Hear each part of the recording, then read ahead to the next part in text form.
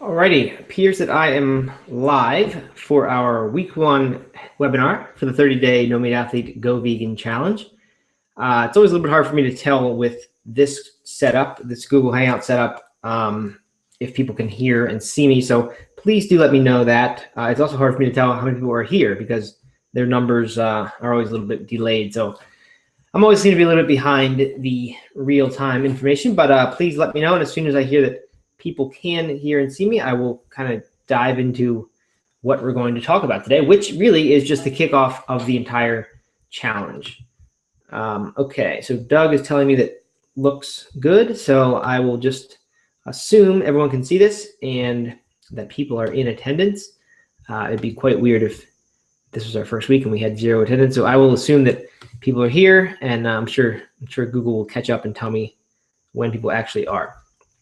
So first off, most importantly, okay, good. I see stuff. People are saying, I see something from Katie saying, hey, are we live? And the answer, Katie, is yes. So you should be able to hear me answering your question. So I'm just going to remove your question here. Actually, I'll let people plus it if they want.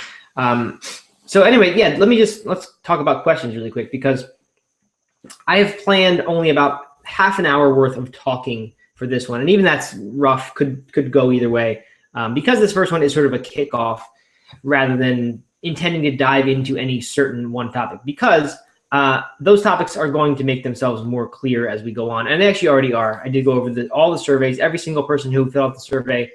Thank you for doing that, by the way. They were really, really in-depth and detailed, and very well written too. I applaud you all for your good grammar and spelling and all that. It was all very good. Not what I was expecting. Just generally, when you reach out to a wide audience on the internet, you get all kinds of grammatical issues. But anyway, it was all very good. So I read all over all those, and I'm going to go through some of the major the themes that kept coming up. We'll talk about those, and I will give you some of them some really quick, very useful, immediately useful answers to those, which will be short because we're covering so many at one time.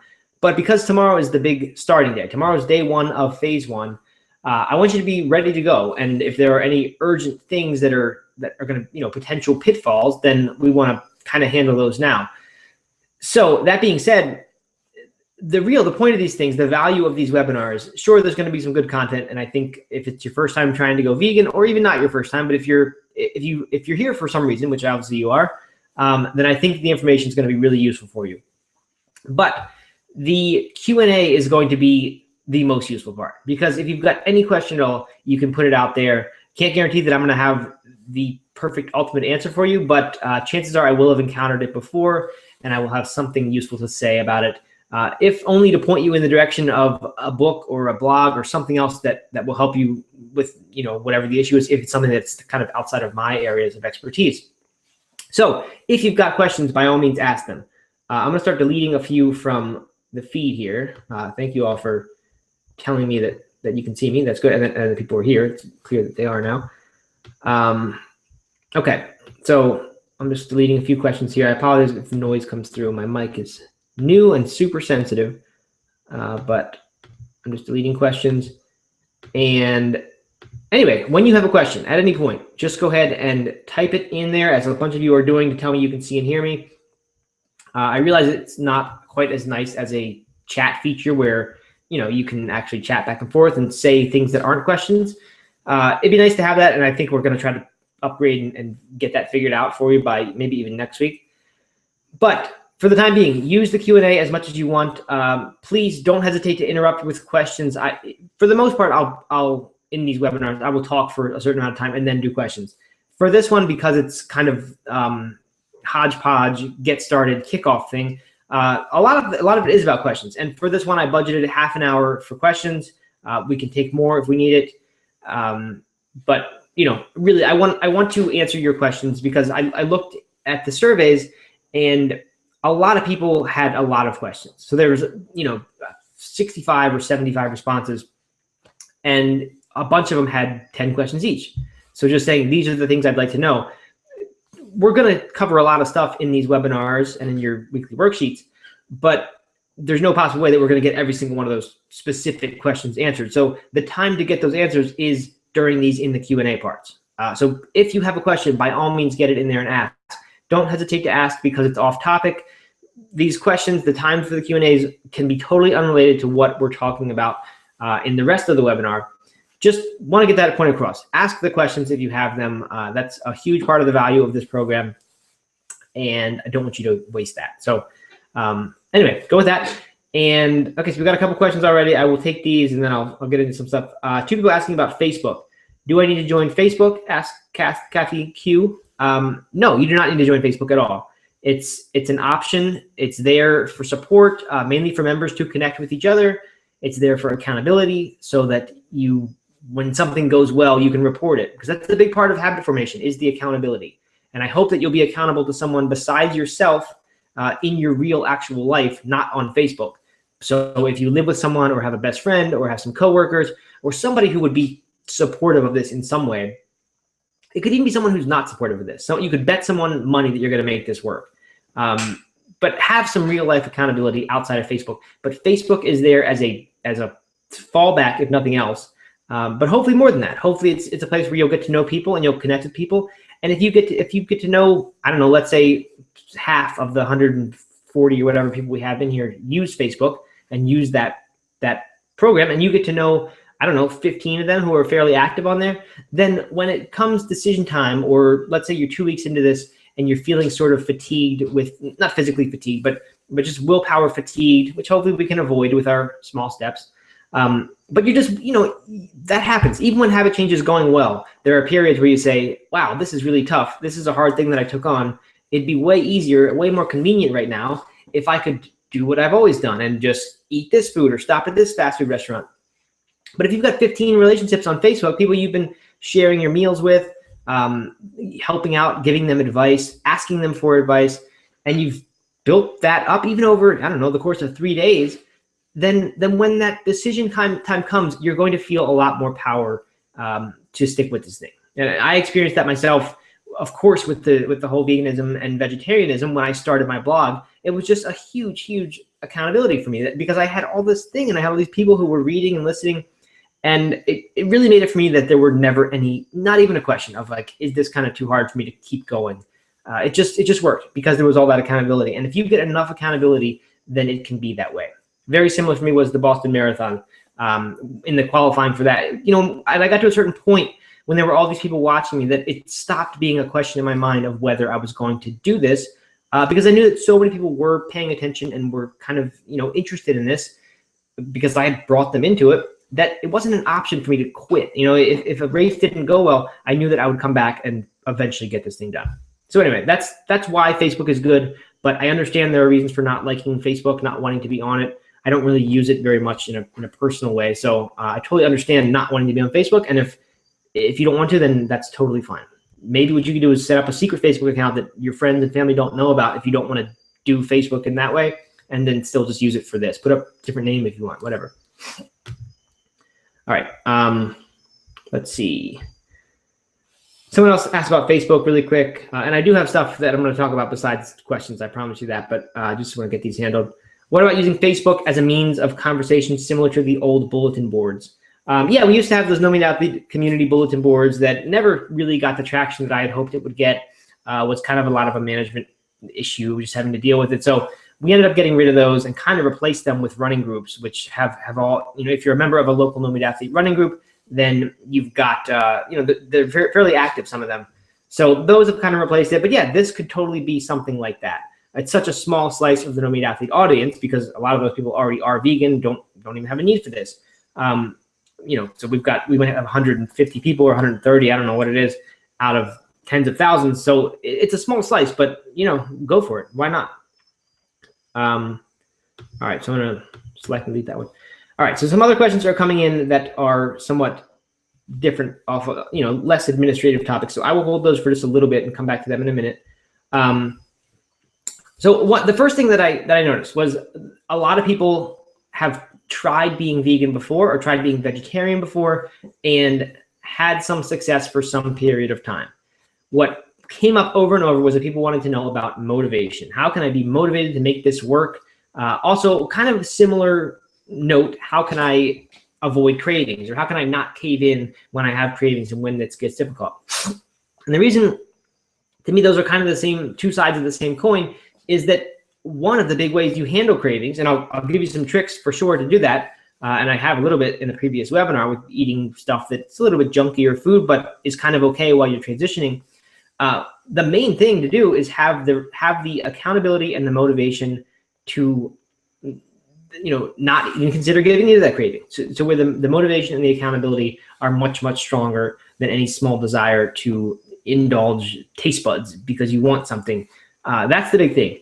So what I'm encouraging you to do, and you should have seen the plan and be on track to begin tomorrow. And because we're going in small steps, it's not a huge step tomorrow. So I don't expect anyone to have trouble on the first day, whether it's giving up beef and pork or whether it's giving up eggs, depending on which of the two plans you're on, whether it's omnivore to vegan or vegetarian to vegan.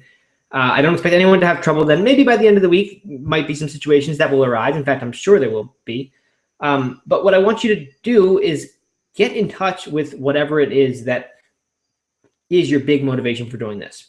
If you got the worksheet today, and I hope you've had a chance to look at that. If you haven't, then definitely look at it when we're done this before tomorrow, and try to do as much of those steps as you can over the course of the week. But one of those steps, besides make a commitment, get a journal or get a place where you're going to keep your habit change plan, make a commitment. And then the next one is get in touch with your reasons why. Like write down, and actually do go write this down. I know we don't like writing stuff because we just want to listen and not write, not do things. But figure out what your reasons why are. By and large, the motivation from people in the survey was health reasons. A health scare had happened, or they had gained some weight, or they just believed that this was going to reverse diabetes or prevent heart disease or do whatever, or help improve fitness, all kinds of things. Lots and lots of health related stuff, which is not surprising because that's what most of my content on No Meat Athlete is about. But figure out what it's going to be, because as much as I like health motivations, I don't think the same level of passion is often behind those as is behind something like an animal rights thing, maybe even environmentalism. But what I would encourage you to do is think about if one of those is your big motivator, because there are lots and lots of healthy diets out there, or at least people consider them healthy diets. I don't know that they all are, and I know that some aren't. But the people who find my site and my stuff and No Meat Athlete generally get there for a reason. And it might be that, yes, they think a plant-based diet is one of the healthiest, if not the healthiest you could possibly have. But that's not the first place people go when they think healthy diet. So chances are, if you've gotten here, then you had some other motivation, some other reason for wanting to be vegetarian or vegan. So I would encourage you to get in touch with that before you get started. I've mentioned the movie Earthlings, which is not a show that I recommend, or a documentary that I really recommend much on No Meat Athlete. I did kind of write one post about it a long time ago when I was sort of finding my voice, I guess. But it's one that really, really pushed me to say, okay, and this is when I was vegetarian, I watched it, and it was hard to sit through, very, very hard, because it was graphic images of animal cruelty. But that was one of the big motivators for me, was animal cruelty. That was my original reason for wanting to become vegetarian, was to not take part in that. When I found out that the health stuff actually worked really well, then I had no more objections, no more hangups about it, and I could make it work. But the original thing was the animal rights stuff, just not wanting to be involved in harming animals or treating them this way. So when I watched Earthlings, it was after I'd been vegetarian for probably a year, maybe even a year and a half, and sat through it, felt terrible because it was so hard to watch it. But when I got done, it was like very clear to me that I had to be vegan. That being vegetarian for me was no longer enough. And it just changed from then on. It changed how I looked at food and how I looked at, because cheese was the one I was eating. I was eating cheese all the time then, or if not all the time, I had kind of reduced it, but I had no plans to give it up. It just didn't imagine giving up cheese pizza, which was like my post long run food that I always had.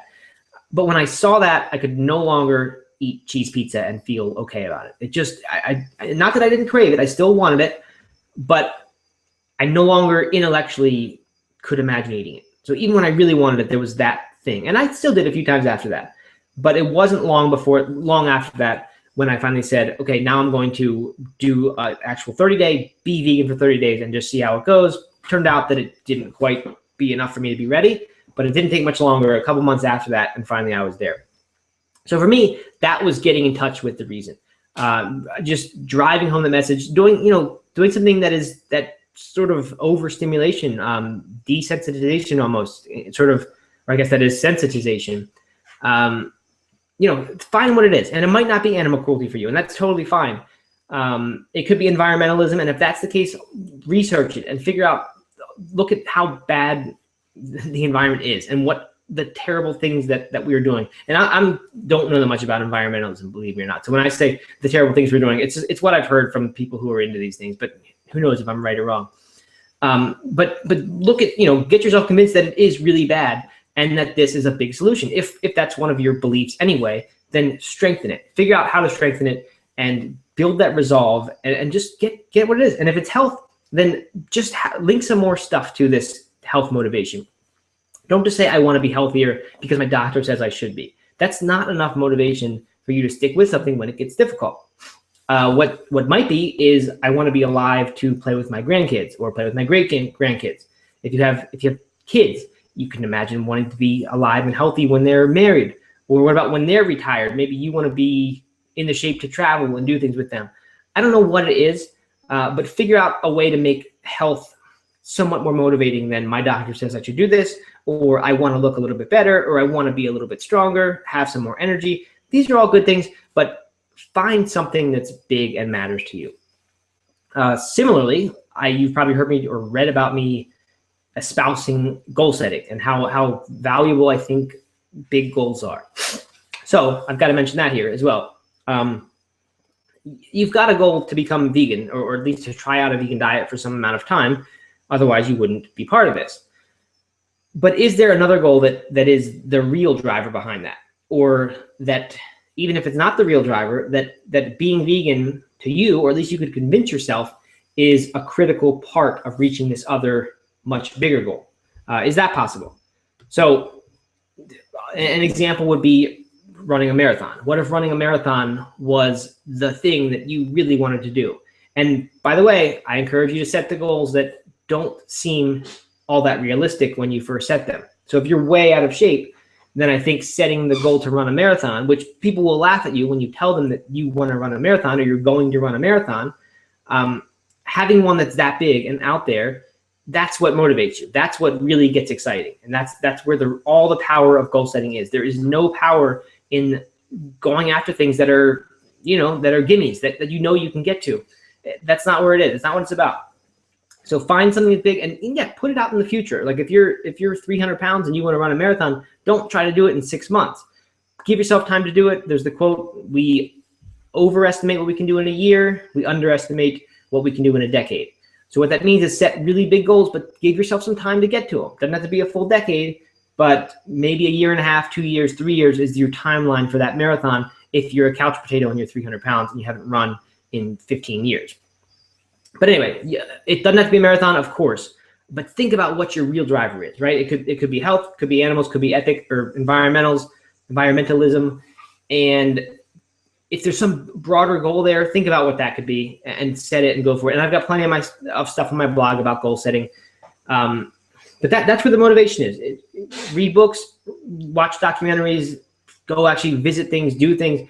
There's a lot of power in that sort of thing, in intentionally increasing your amount of motivation by just going and consuming something that is going to move you further along that path. So that's my first thing. A lot of people did talk about sticking with it, that being a problem, cravings, things like that. And that gave me the idea that I should have my wife, Erin, join us for one of these.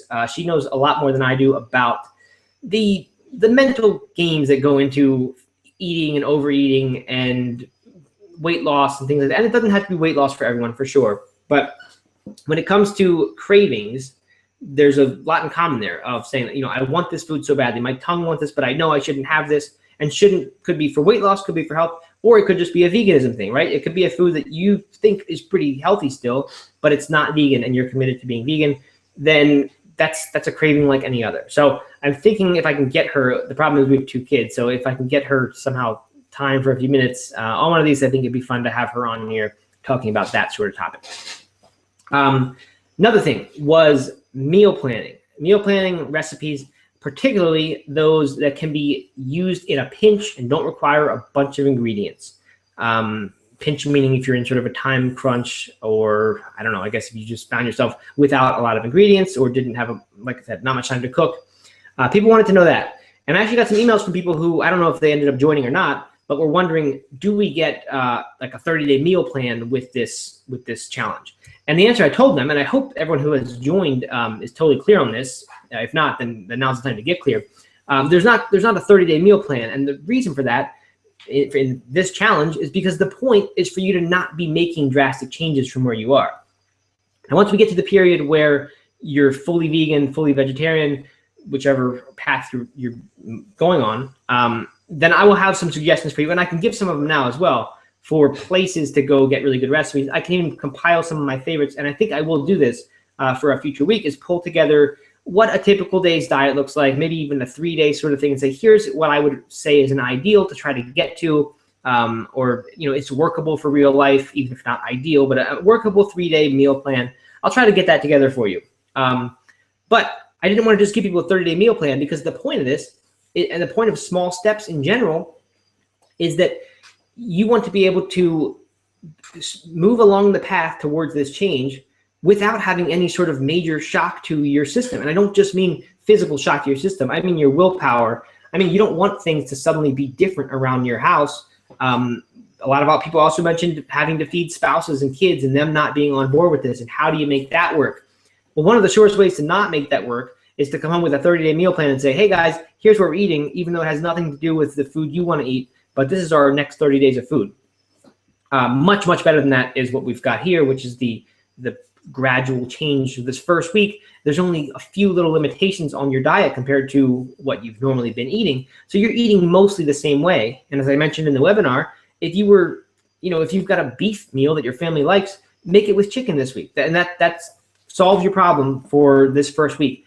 Gets you to have the conversation with people saying, here's why there's not beef in this, and we're using ground turkey instead of ground beef in the spaghetti sauce this week. That's a way easier conversation to have than saying, here's why we're vegan this week, and here's why we're vegan for the next month, right? So I mean, I've gotten that point across in the webinar a lot. But that's why there's not a meal plan. I'm not trying to give you meals. I'm asking you to put this new structure onto the meals that you currently eat. By the time you get to the end of the month, by the time you even get 2 weeks in, those meals are going to become transformed. And perhaps by then, your adaptations will be, you'll be starting with vegetarian or vegan meals, like some that I'll recommend for you, some books and things like that, or some websites. You'll be starting there, and maybe you're adding something in. Maybe you're adding cheese in because cheese is still part of your diet in our plan. So there's a transformation that's happening, but hopefully it's happening in a way that is not undetectable, but is very, very small. And this goes for whether you're living with other people in the situation I'm describing, or whether it's by yourself, right? Because we still, for your own willpower, your own mind, your own psyche, we don't want to have drastic changes because, even when it's one person, that can kind of get mutiny started and start wondering, you want to avoid all that stuff. So that's why there's no meal plan. But because there was so much interest in that, I will definitely put together at least like a little 3-day, like here's what it looks like over the course of 3 days with some sample stuff in there, as well as compile some sources of food for you, like recipes and things like that. Even though I'm not going to give you 30 different recipes here, because honestly, I don't even have 30 recipes. I put them all in my book, and I'm not allowed to share those again. And I don't, I'm not a chef. I don't have 30 different recipes, but I can definitely find a bunch of the ones that I use all the time and compile them and point you in different places, point you in different directions. So on that note, I think people do, I encourage you to start working in plant-based meals to your diet. So even though you are making, assuming omnivore to vegan is your plan, definitely don't rock the boat too much this week. But if there's a chance, and if you're inspired to do it, then sure, make a vegetarian or even a vegan meal on Wednesday night or whatever night happens to be convenient, because maybe it's because you're eating by yourself that night and your family's all out doing stuff and they've got their own thing going for dinner. Or if by chance they're supportive and really interested, then do it on a night when they want to help and when they want to learn about it. So I'm not saying you shouldn't do that. By all means, go for it. And some of the places that you can do it, one of the best things I would say is have a single go-to source that is this is where I'm cooking plant-based recipes from. It's very, very easy to get overwhelmed. I have a closet full of cookbooks. Each shelf has, I don't know, 30, 40 cookbooks on it. I've gotten so many over the years doing this blog. And it's harder for me to plan meals now if I'm not using some strategy than it ever was before. Because now when I used to have 3 cookbooks or 1 cookbook and I was just learning to cook, I knew where I was cooking from that night. I knew what my recipe was. Now it's overwhelming. There's so many different things. There's so many different options for different cuisines. The only way I can ever make a decision is when I say, I'm limiting myself to Italian food for the next 3 days, or I'll have a structure that says I'm gonna make 1 Italian meal, 1 Indian meal, and we're gonna, I don't know, do a Thai dish. Or we have a bunch of zucchini in the refrigerator because it's summer and it's just what everyone has. So we're going to cook a zucchini dish. So what books would be good to, and look up the zucchini recipes. Only by limiting myself am I able to actually plan any meals. So what I would encourage you to do is not have a billion sources. Don't have the whole internet as your source as your cookbook shelf. Pick 1 or 2. Find a person whose stuff you really like. I can give you a few suggestions. Of course, there's No Meat Athlete stuff. Like I said, I'm not a chef, but my whole transition is on there. So you will find meals in a bunch of these different stages. As I said in the webinar, in fact, there are still some fish recipes from the very, very early days when I guess I was brave enough to call my site No Meat Athlete, even when I was still eating fish.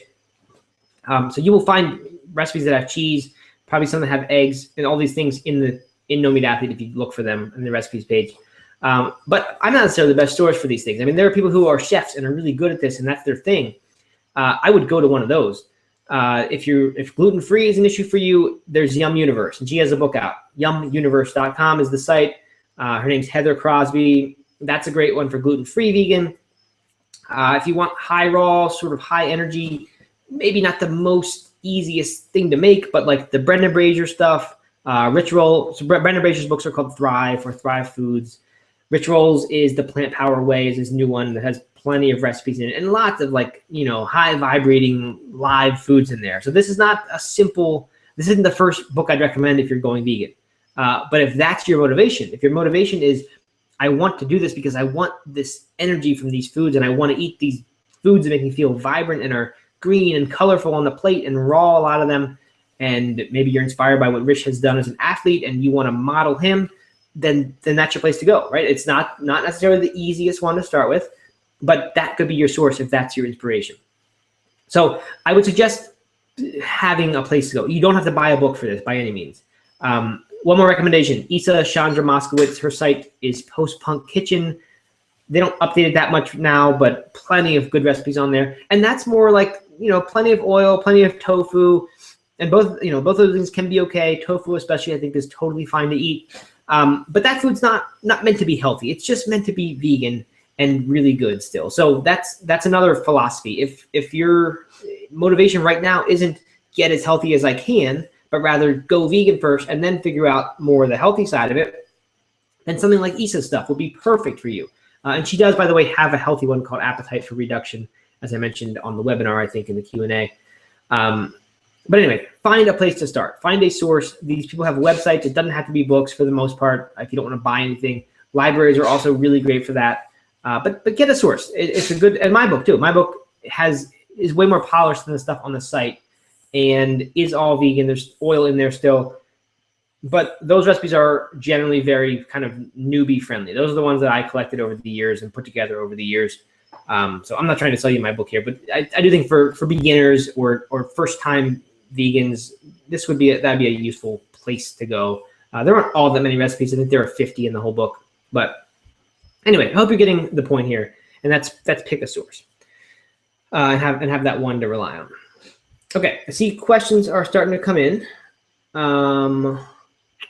Feel free to keep adding to those. I will get to those in just a few minutes because we are at the halfway mark through the hour now, and this is about when I plan to stop.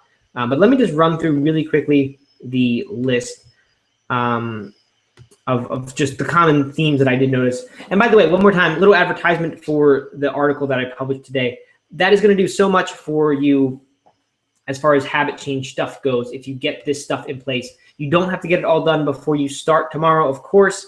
But if you can get it done during this first week, this idea of building accountability, this especially point of setting up a weekly check-in time for yourself where every week, and it could be Sunday before or after our webinar, if you can attend all these things, that would be a perfect time because that will give you a kind of a signpost that keeps you on track for your little weekly check-in.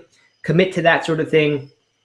So all this stuff's really valuable. And the other stuff on the website as well, on that same page where you hopefully you've checked it out by now, there's an interview from Sid Garza-Hillman that, back to that motivation thing, could be tremendously motivating for some people just to hear this approach to eating. I love his philosophy. It jives so well with mine, and he's added a bunch of ideas to what I now tell people and think about with healthy food, and especially low stress eating. That's what it is. He believes that if you are eating in a way that is stressing you out, then you are doing way more harm than if you were to just eat the junk food that you're stressing over avoiding. So he's very, very, lenient in his approach. At the same time, though, he wants you on a super, super small steps approach that is gradually progressing towards a natural diet. And that's why his book and his stuff and the interview is called Approaching the Natural. Awesome book, by the way. Little tiny book. It's cheap. I think it's like 100 pages. Really, really nice little manual about healthy eating, healthy lifestyle. It's called Approaching the Natural by Sid Garza-Hillman. And I'm not trying to sell you a bunch of books here, I promise that. I just want to get all these resources out there so that you have some names to look up. But listen to his free interview, 2 hours almost. It's really good stuff. I think you will be inspired by that. That's in the site as well. And speaking of all the habit change stuff, I'm going to upload another one for you guys with my friend Leo Babalta from Zen Habits. We did it in the No Meat Athlete Academy last month about general habit change, but there's a ton of stuff in there that I think will help you. So I'm going to add that to the site as well. Okay. So really quickly, and I'm not going to go flying like I did at the end of that webinar, I promise you that. Okay, so the big issues, just to give people some comfort here that definitely, I mean, ask whatever questions you have, but if you have these certain ones, extra comfort in asking them and not feeling like you're inconveniencing everyone by asking your super specific question, because these were the ones that came up all the time. But still, if you do have super specific questions, ask them. That's what this is for. Don't feel like you're being selfish or anything like that. Okay, so family, cooking for spouse and kids who were not supportive or who just weren't interested and wanted to do something different. A lot of times that spouse was a husband, I won't lie. That might just be because a lot of the No Meat Athlete audience is female. So that was a big one. By the way, for that situation, the Flexitarian Diet is a good cookbook. I checked it out when I was first had gone vegetarian. I got it, I think, from the library.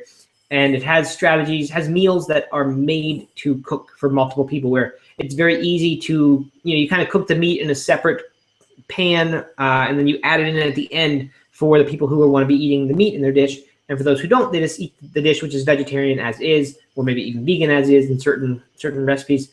But the Flexitarian Diet is a good one. If you just Google Flexitarian, that term, you'll probably find tons of stuff about that. Flexitarian meals, you'll probably find some that can kind of go either way. That's really, really useful to have a bunch of those if you're in this situation with having people in the house who you need to cook for, but they're not going to be eating the same way as you are. So that's one. People want to know about how to deal with kids who don't want to do it. Like, I guess, how do you talk to them about it to either try to convince them or just to appease them and to hold your own, not be. Someone mentioned, omnivores kind of getting on them about this and not really having any good responses. So that was a big issue. As I mentioned, I did this sort of thing for a few weeks, but I couldn't stick with it. So much of that is going to be solved by our small steps approach because we're not diving into anything. It sounded like a lot of what people had done was go for 21 days cold turkey, just go vegan. We're not doing that. We're avoiding a lot of the feelings you had then. You will not feel on this program. That's why small steps is really good. And by the way, when I mentioned motivation and all that stuff before, one of the huge things is that you actually join this program. That itself, aside from any content or any value that I add, the fact that you have committed to something with other people that adds motivation right there. It makes you more likely to stick with this when things get difficult, if they do. So you've got that going for you now, and that's a great thing. A couple other things: meal plan, meal ideas. I talked about that already. Of course, we'll go into more depth there. Eating in a pinch when you're tired or busy and junk food is an easy option. Yes, that is a problem. That's why I encourage you to plan ahead of time as much as possible. Figure out what you are going to eat for these meals. Don't leave much to chance, because things come up and you get into situations where you're asked to stay late at work for 2 or 3 hours, and suddenly you've got to figure out a dinner plan. If you've got it planned ahead of time, you've got the ingredients at home, then you've always got that to fall back on. Anyway, we can talk more about those specific things, but just letting you know that's a very common one. Social concerns, how do you not be the difficult one at the dinner? Or how do you not get your friends to keep giving you cakes and all these other gifts and things that are non-vegan or non-vegetarian? Travel, very similar topic. We'll probably cover those in the same webinar one of these weeks.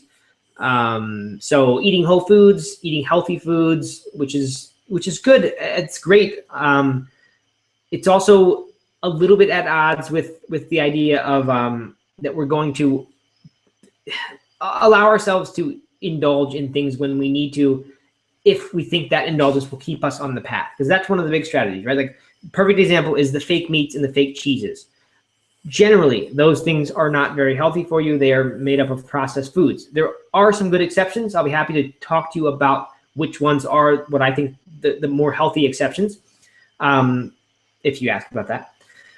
But for the most part, those are a good example of a food that is really not very healthy for you, but is tremendously helpful in these early days when you go to a cookout and you want to still have the cookout experience without breaking out your quinoa black bean salad that you made special for this thing, because everyone else is using the grill and making these things that 2 weeks ago you thought were delicious and amazing.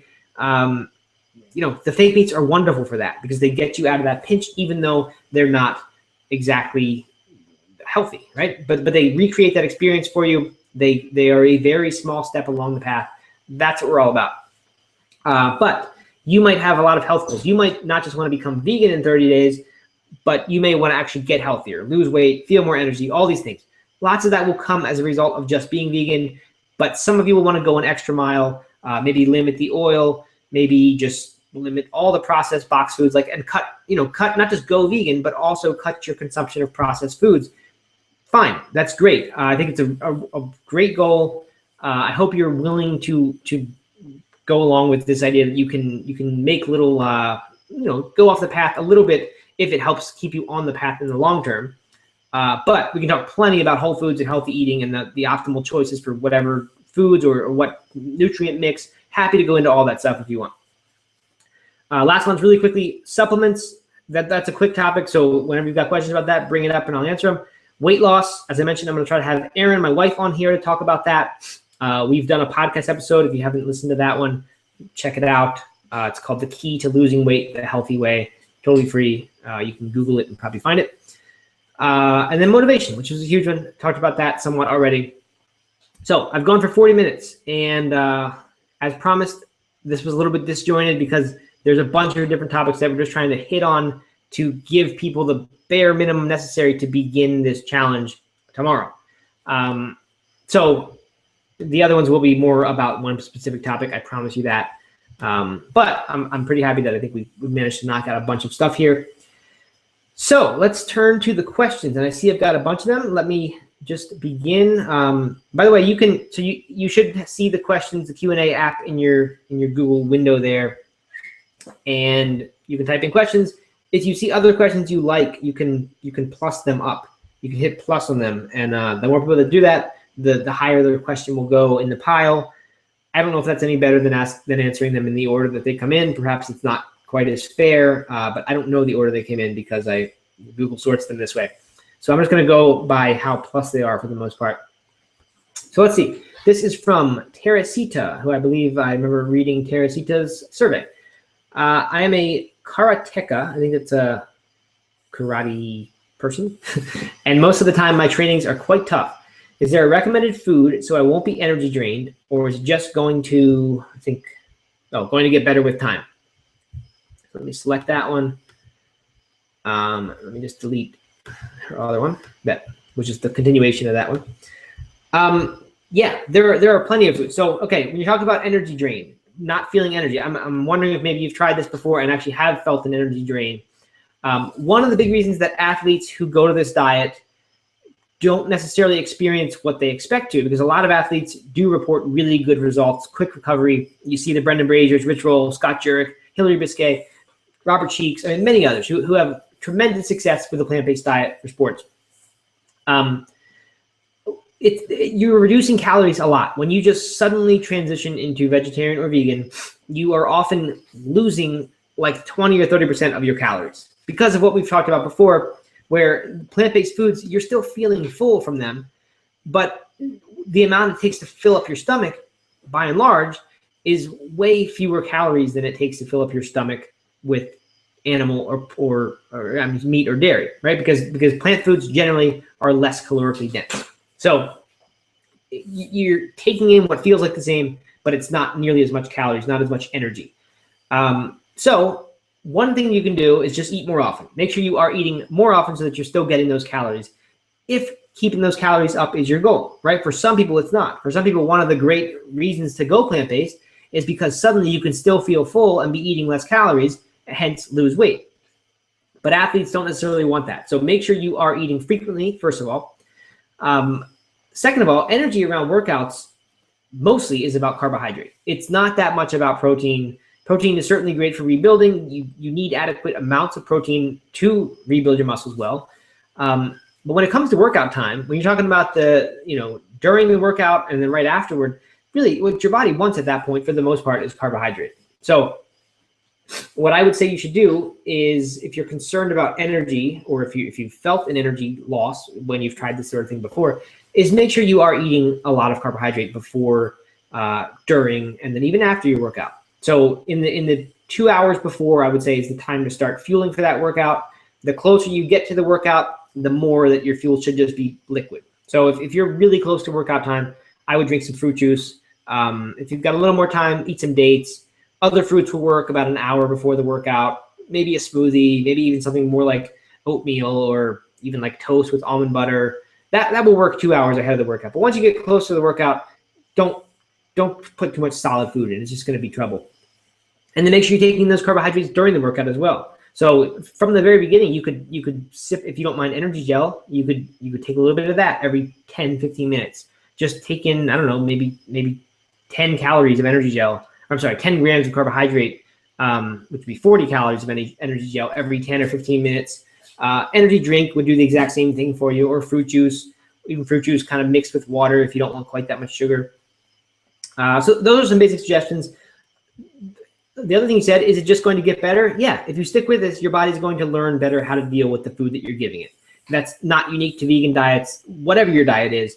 If you make a sudden change, sometimes it's really hard for a while, and your body then learns how to do it. That's how, there's this whole idea about running, and that you can eventually learn to burn fat for fuel instead of carbohydrate if you aren't forcing yourself, if you're not eating all this carbohydrate. So if you were to ignore carbohydrate, go on a low carb diet for a long time and not allow carbs around running, you would feel terrible for the first few weeks of that, dangerously so perhaps. But you get to a point eventually where your body starts to adapt, and it learns that it doesn't have carbohydrate as a source, so it starts to burn fat and gets better. And eventually that can be a good thing for a runner. But anyway, that's just an example of your body adapting over time. So yes, that's another thing you've got going, is that it will hopefully get better over time. But good question, Teresita.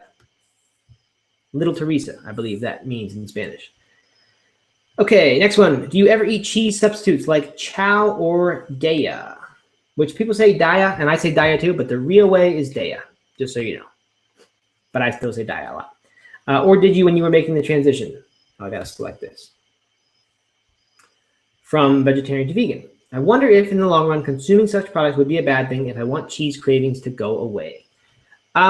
Yeah, really good question. So yes, I still eat those now and then. I've never heard of chow, if that's how I'm saying it, but the daya cheese is something that we use, I don't know, maybe once, twice a month when we make, especially if we make like a pizza night. We will generally, grill pizza and sprinkle some of that on there. I've never liked it that much that I would put nearly the amount that I used to with regular cheese. I kind of just do a very light sprinkle, almost like a margarita style pizza where, there's still a lot of spots where it's all sauce, but you've got some sprinkles of cheese on there as well. Yeah, it works for that. It is not healthy at all, for sure. It's made out of oil and like tapioca starch or something. Totally made up processed food. Not good for you. But like I said, it can be really useful. So if cheese is your big craving, and it sounds like it is for you, Christina, I would not want you to avoid daya cheese because you're worried about it being healthy, or because you're worried about it not were you worried about it encouraging you to keep having cheese cravings? I would say at the beginning, definitely go for it. When you're trying to transition to vegan, definitely have it when you need to. I mean, don't rely on it, but have it whenever the urge really comes up and you need it. And then once you get to vegan and you're comfortable with that and you're comfortable eating the day of cheese when you need to, then do something. Maybe 2 months from now, then you do something where you make up your own 2-week plan to reduce the amount of day you eat, or your month-long plan, I don't know, and you gradually reduce it over that time. I doubt we'll be doing a No Meat Athlete reduce your day of cheese challenge, but if there's enough demand, you never know. But anyway, I wouldn't encourage you to, don't think about like, I need to stop this so that I stop having cheese cravings, because you don't want to have day cravings for sure, or a long-term day craving problem. But if you did, it wouldn't be the worst thing. I mean, you could limit it and get less and less. And I think by and large, day is less addictive. I've heard cheese actually does have something addictive in it. I don't know if this was vegan propaganda or not, but the idea that there was some sort of chemical in cheese that like really was a super addictive thing. And that was perhaps the reason why so many people, and there definitely are so many people who say, I'd love to do this, but I just couldn't give up cheese. That might be the cause for those feelings.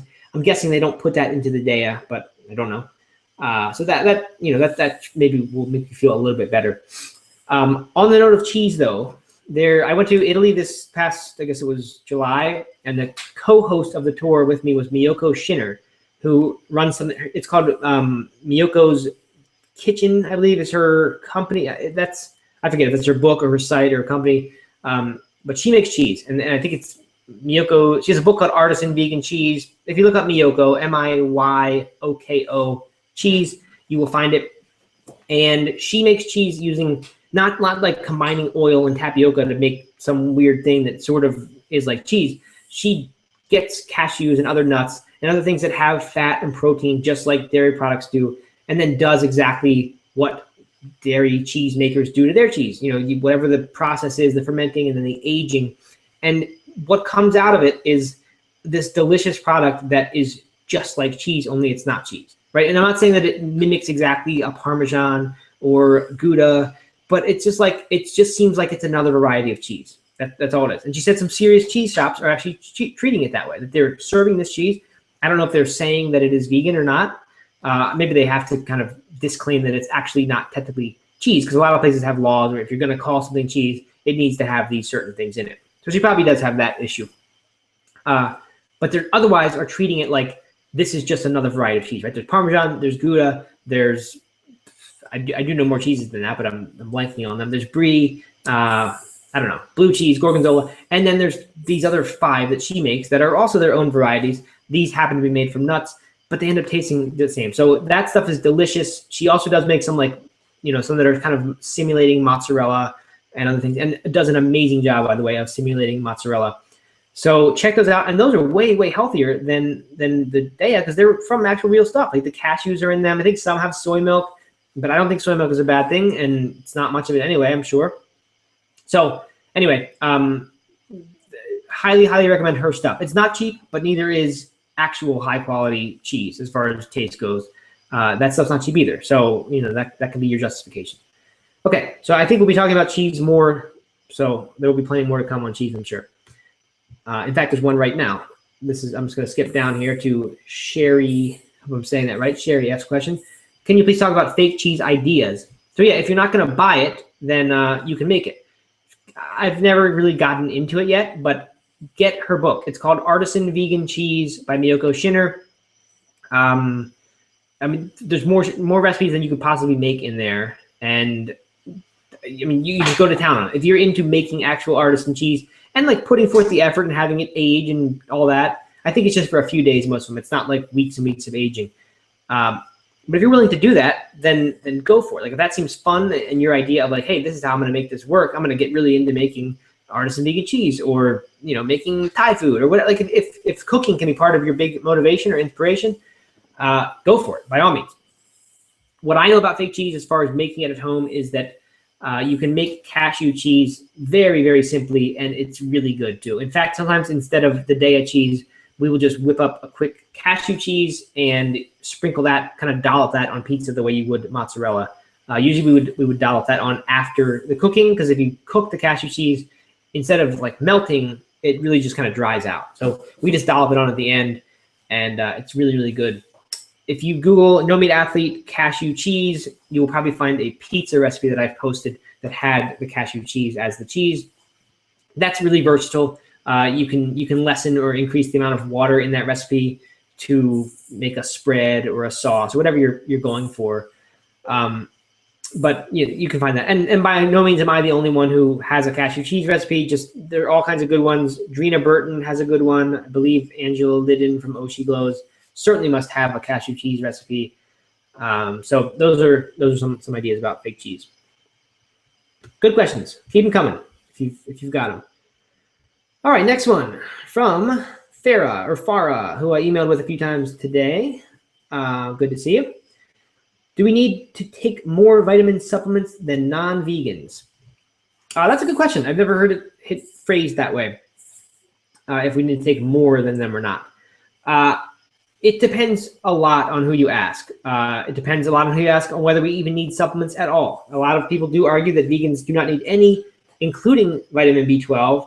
But those people are relatively rare. I think most of the people who are trusted in the vegan world say that at a minimum you need a vitamin B12 supplement. So right there is one that I would say vegans certainly need more than non-vegans, right? Because non-vegans are still getting it through their dairy products or their meat products. You are not getting B12 if you're a vegan and you're not eating fortified products like nutritional yeast. I think some maybe tempeh, I could be wrong about that one, where they actually add B12 to it.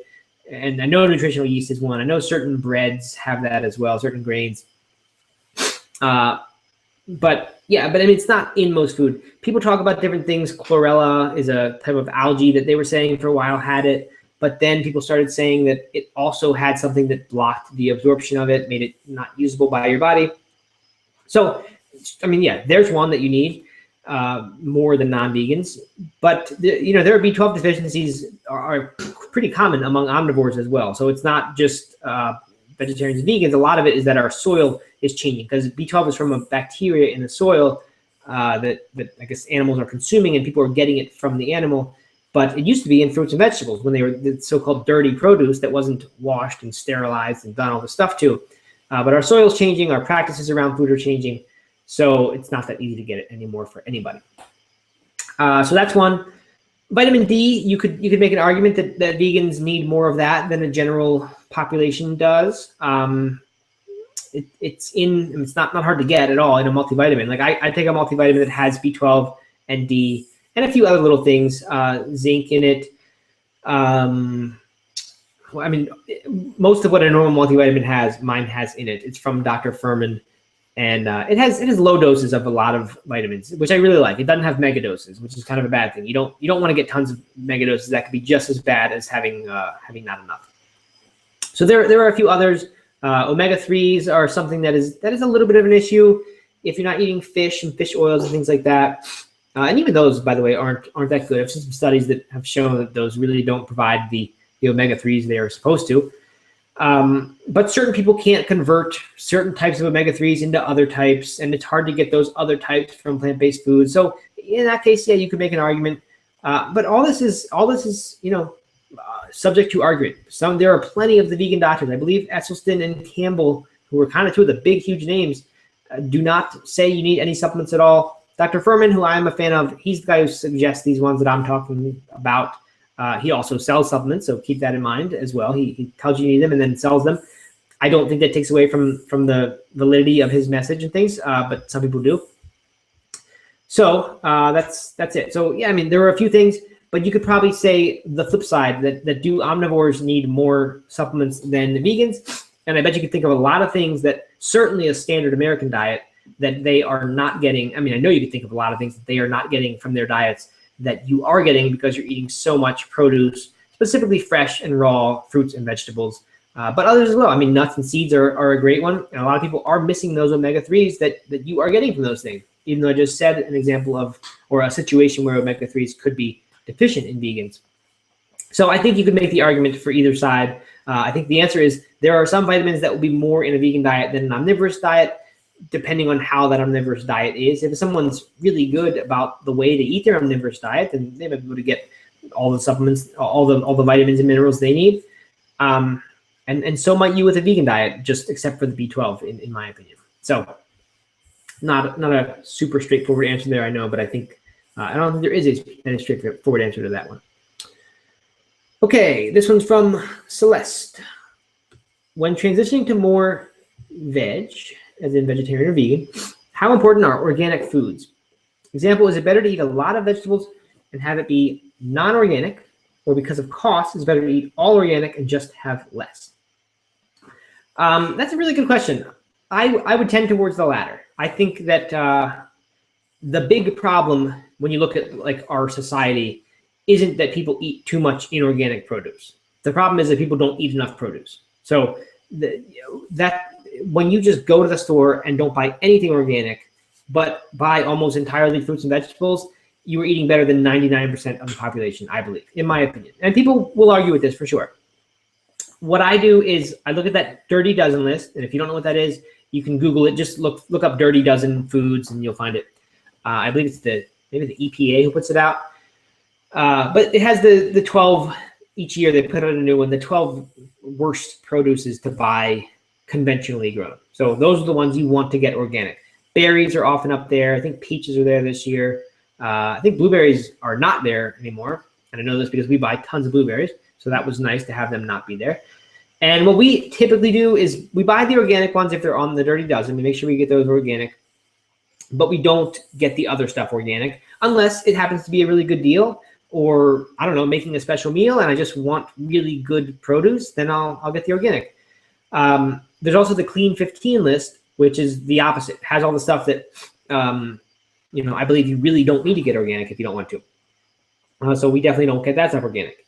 Now there is environmental stuff to be concerned about. It's not just about health. And some would say that the whole practice of inorganic or conventional farming is a huge problem. And if you want to, do your part for the environment, then you should buy all organic. That's kind of a different issue. I don't believe that almost in no situation would I say don't eat a vegetable because it's not organic, if the alternative is not eating a vegetable at all and choosing something else that's not a vegetable. That's where I would stand on that. I could think of exceptions. I'm sure there are some really bad ones that you want to stay away from. And I think the Dirty Dozen is perhaps the best example of that. So hopefully that helps you. Let's see. All right. Rachel says, this challenge has come just as I finished my first week as a vegan. I'm looking for support and motivation. Do you think this challenge will still be helpful for me? Yeah, I sure hope so. It's not going to be helpful for you in the way that, for a lot of people, one of the big parts of this challenge, I think, is having a schedule to follow and having someone say, here are some small steps to take to become vegan. Because a lot of times when we try to do that ourselves and just say, well, I'm going to become vegan over the next month or the next 2 months or 3 months, the reason we don't often do the small steps thing, which I really love, is the small steps approach. The reason we often don't do that is because that's hard, right? That takes planning and the accountability and the I don't know, wherewithal or initiative to keep track and say, okay, this next week I go to this new phase, and this next week I go to this new phase. It also takes patience at times, because when you start out, there's this temptation to want to go totally all the way. Like if you're motivated to be vegan, then a lot of times it's a patience issue. With any other habit too, if you're motivated to start running or start reading or start meditating, a lot of times you want to dive in and go for the half an hour a day so that you can start experiencing the results. When in fact, most people would agree who are into habit change would agree that the way to do it is actually to delay those results in return for knowing that it's very easy to do, right? To like just meditate for 2 minutes, just meditate for 5 minutes, similar with running, run for very short periods of time, so that you strengthen this mental habit without having to expend much willpower, because it's very, very easy to go run for 2 or 5 minutes. That's not a problem for most people, and they won't procrastinate on that if they've got a scheduled time where they're supposed to do that 5-minute run or that 5-minute meditation. But you don't really get any physical results. You don't get the big benefits of meditation until you've done it for a few weeks and gotten to the point where you're now doing it 20 or 30 minutes a day. Same with running. You're not going to see any weight loss or feel more energetic when you're only doing 2 minutes a day, and then the next week you're doing 5 minutes a day, and the next week you're doing 10 minutes a day. You're still not going to feel much, but the habit is starting to form, and your brain is learning what it means to be an everyday runner or an everyday meditator. And you learn how to follow, have a trigger activity. And then whenever that activity happens, like you wake up or you get home from work, that trigger immediately signals your brain, okay, now it's time to do this habit. And you've strengthened that 30, 40 times by the time you've gone a month or 5 or 6 weeks. So anyway, that's a long way of saying that if you're already vegan and you've dove or dived, I don't know what it is, right into it, me talking about grammatical errors, and I don't know whether I tried to say dived or dove. But you know, you're not going to have that part of the thing. I guess you have it as a fallback, which is really nice. Like if your second week as a vegan doesn't go well, then maybe what you could say is, well, I see that all-in approach didn't work quite as I had hoped, wasn't as easy the second week as it was the first. So now I have this plan to fall back on, and that works too. Sometimes I recommend that to people. If you don't have the patience to wait, and I'm not saying, Rachel, that you didn't have the patience, because you probably just had the inspiration to go vegan. But a lot of times I tell people, like, go for it, go with the all-in thing. And then if it turns out not to work, and you hit a point when you fail for whatever reason, it gets too hard, then treat small steps as plan B and have a fallback, rather than saying, okay, I quit, I guess going vegan didn't work, I'll just go back to being omnivore, right? Have a plan B and make that into small steps. So that big part of this challenge, I think that's a lot of the value. You're not going to be having that if you're already in here, already in with being vegan. But maybe by watching this, I mean, hopefully you've learned a few things already, and you've got this chance to ask questions, and whatever is on your mind, I can help you with. I'm going to share a lot of, I just have a lot of resources, so I'll share a lot of books and authors and people and interviews and things like that. And can point you in the right direction. There's also the motivation factor of all these other people involved. There's the Facebook group. So I don't know if to you that seems like a worthwhile thing. Then I do think this would be helpful for you, and I would say yes. But it's not the typical situation for you. Okay, let's see. This one's from Jason. He's saying, doing omnivore to vegan, however, I don't eat fish. Thoughts on how to address it in the plan? Extend phase to over 2 weeks, etc. Thanks. Yeah, really good question, Jason. I do think it's totally great for people to adapt these plans. And I think there will be lots of situations, and you should feel free to do it, because, I made up these plans, but it's not like these are set in stone as the only way to make a change. To me, these are the intuitive plans, the intuitive way to do it. They're the way that I did it. And in fact, mine took much longer. I spent a whole year doing no beef and no pork before I knew that I even wanted to become fully vegetarian. I just kind of, I didn't feel right about eating those animals, and I did it for a while, and then I felt, got very, very comfortable with that, and then also felt increased motivation to go further with it. So then I went, I don't know, 2 or 3 weeks eating chicken, eating fish, and then phased that out and went vegetarian. So anyway, totally, you can definitely adapt stuff. So if you're not going to eat fish at all, let's see. First thing that comes to mind is so first week is still going to be the same, right? Don't do beef or pork. You could go right to, let's see. I wouldn't go right to vegetarian after that. I would extend that for sure, like you suggested. I'm trying to think of what the best way to do it would be. You could, in that second week, instead of having only fish left, you could eliminate the first or the most common poultry you eat. So if you eat primarily chicken, you could replace it. You could say, okay, so week 2 or week 1, I'm allowed to have chicken, turkey, any other 2-legged animal I want. And then in week 2, the chicken is now out, the one that I was relying on a lot. And I think for a lot of people, that is their norm. I don't know if that's great because, well, maybe it is. I was going to say that it's very easy to find ground turkey, and like it's almost a direct substitute for ground chicken, right? So like you're not really stretching yourself by going that next step of saying, okay, no more chicken, just turkey now. But when you go out to restaurants, things like that, or over to a friend's house, in that case, it would be a little bit more difficult if chicken wasn't an option, but turkey was, because that's not typically on menus that people make at home. Could be now and then, but so that could be. I think better would be extend the first week into 2 weeks. So maybe the first one, what you do, I would choose which is harder for you. Is it harder to give up the beef, or is it harder to give up bacon?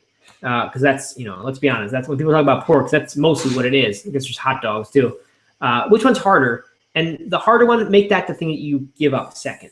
So if you love bacon, give up beef in the first week. Next week, add in bacon and pork, and not add that in, but add that to your list of foods that you are restricting.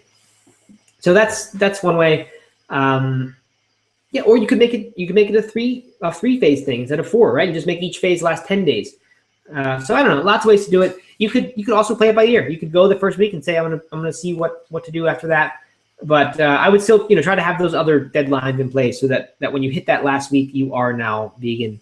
You don't want to miss that. So anyway, that's my feedback. But throw that out there on Facebook. I think people might have some suggestions for you, and see how it goes. All right, then Jason shared a link to the Dirty Dozen list. Thank you, Jason. I'll leave that one up there so people can see it. Okay, so then Katie is asking, is there any truth in this? And I guess this is the following quote from her. Like paleo, sometimes your body specifically needs meat. Good idea to try the 30-day challenge. You just need to decide for yourself. This was a comment from a friend. Let's see. I don't quite know when you say with like paleo, sometimes your body specifically needs meat. I've definitely heard people who are, you hear that all the time from people I get the comment on No Meat Athlete all the time. They'll Google and they'll somehow have found an article that's not about vegetarian stuff maybe, but just is about habit change or is about running or something. And they'll say, hey, great article, et cetera, this is good. And then, oh, by the way, I still eat meat and all this other stuff. Everybody's different. Everybody needs to do what they need to do. I don't know that everybody is different. Everybody's habits are different and lifestyles are different for sure. But when we look at gorillas or any species in the wild, and we talk about what that species' diet is, we don't say like this one grasshopper doesn't eat the food the other grasshopper does because his body's different from them. And this cow doesn't eat the grass that this other one's does because his body's different from theirs. So I don't really know. I mean, I can kind of buy it. I know there are different blood types and things like that, but I'm not really sure about how different everybody's bodies are and how different our dietary needs are. I mean, different cultures for sure. People are maybe genetically a little bit different too. So yeah, I can buy some of it, but I think it's sort of overblown. I think it's more how willing are people to learn how to do something, right? So you get a lot of people who go vegan or vegetarian, and then they say, it just didn't work out for me. I was too hungry. I felt like I needed more protein. Honestly, I think I felt like I needed more protein is something that they were convinced themselves going in that they weren't going to get enough protein. And that's why they felt like I don't really think you can feel like you're not getting enough protein. Maybe if you're craving high protein foods, but I think that when that happens, I think it's usually that you're craving the fat and the salt that we also add to those foods, not that you're craving the protein. That just my 2 cents. I mean, so I don't know. I think everybody's lifestyle is different. I think there are some people whose cultural conditioning and the way they've grown up is such that they will never be vegetarian or vegan. And if they ever tried, it would not work because, whether they knew it or not, they would not allow it to work. So something about this would seem so wrong to them. Like I said earlier, with Sid and the stressful foods, and I've seen plenty of things that say if you, I don't know, I saw a study about dark chocolate where if you were eating dark chocolate with the thought that this is healthy for me, then it actually would be healthy for you, right? That it would actually show some biomarkers would improve if you consistently ate dark chocolate and thought it was healthy for you. Whereas if you ate that same dark chocolate, but your worldview and your opinion of that chocolate was that chocolate is bad and unhealthy for me and an indulgence, that you would actually become unhealthy because you expected that. So, I don't know how much I believe in that stuff or what the mechanism is for that. The brain is tremendously powerful though, and I think you can go into something and have it not work for your body simply because you know going into it that it's not going to work. So, I don't really know what to say. I don't know. I need to hear much more and have a good conversation with your friend, but I don't know if she's read or not, or if he's read or not. Oh, I forgot to select that question. There it is. There's your moment, Katie, in the in the spotlight. All right. Good question, though. And then another one from Katie. Oh, clarifying that karateka equals karate practitioner. I like that. It's like discoteca. It's like a disco practitioner, except not really. And then Farah's question, which maybe I didn't put this one up. Do we need to take more vitamin supplements than non-vegans? And the answer was, I think there are some that vegans need more than non-vegans, and I think there are some that non-vegans probably need more than vegans, specifically standard American diet non-vegans, but even omnivorous non-vegans. If you're eating a bunch of meat, if meat, dairy are large parts of your diet, and otherwise healthy diet, or even in those people's opinion, all that healthy. I don't want to completely say that that couldn't be the case. But if 40 or 50% of your calories are from animal products, and the other 40, 50% are from plants, then whatever vitamins and minerals that plants are very high in, that animal products are not in, and there are plenty of micronutrients that fit that category, by the way, then the person who is vegan is going to be eating more of those foods than the non-vegan. So they're getting more of those micronutrients than not. I'm sure, whether or not that means that the one person actually needs a supplement, I don't know. But, you can see where the argument is going there. Okay, so let's see, it's 9:15. I'm going to answer this last one from Bill. Hello, Bill. And then I will wrap up for the day, unless there are any urgent ones that need to be answered. Okay, Bill says, are there foods that you would limit/avoid during the transition to veganism? In my past attempts, I've noticed that if I go gung-ho and eat too many beans, too much quinoa, or drink too much green juice, I get mind-bending headaches. Yes, absolutely, Bill. And that is the exact rationale behind the small steps approach that we are using in this program. So hopefully, I'm not sure from your question if you definitely saw the schedule or not that you should be following, or that I am suggesting everyone who's doing this follow. But whether you're going from omnivore to vegan or vegetarian to vegan, there are different paths. But each one, during the first week, you limit certain foods. The second week, you limit a few more foods. Third week, you limit more. And by the end, yes, then you're drinking, then you're eating the quinoa and the beans. And you don't have to drink the green juice, but if you want to, you can. But you're only getting there slowly. So it's taking a while for you. You will gradually eat more beans as you move throughout the program. And log into the website. You should have gotten an email if you're at this webinar. Then you probably got the email with the link. But log into the website, check out the plans if you haven't seen them. And yeah, I mean, absolutely. If you suddenly change your diet, in addition to all the habit change and willpower stuff I talked about, you're giving your body a different physical experience, and one that it is probably not prepared for. A lot of that has to do with fiber, that you will be massively increasing the amount of fiber that you are taking in if you just suddenly go vegan or go vegetarian from having been omnivorous before that.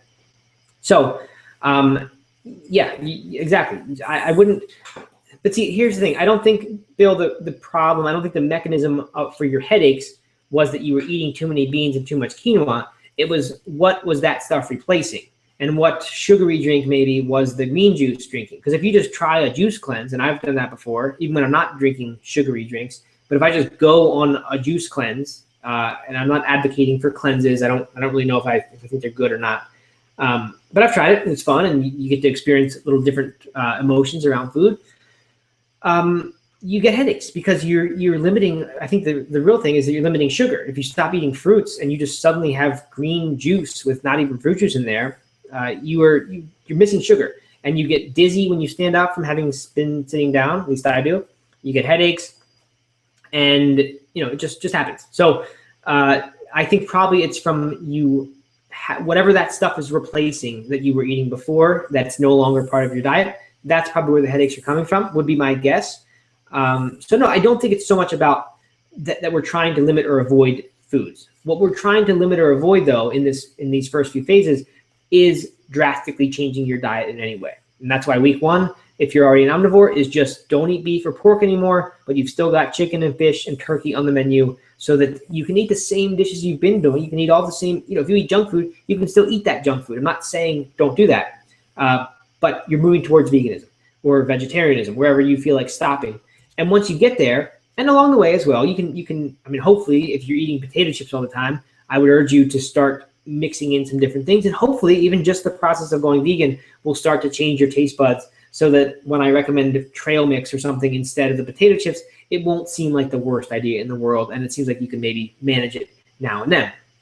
So anyway, what we're trying to avoid is the disruption to your lifestyle. That's the point of small steps. And that's why we are taking our time to get there, because we know that taking our time to get there means it's going to last much, much longer, potentially even forever, if we have the patience to get there slowly. So that's what we're doing. For some people who do this challenge, by the way, and I don't know why I suddenly have assumed, Bill, that you eat all this junk food.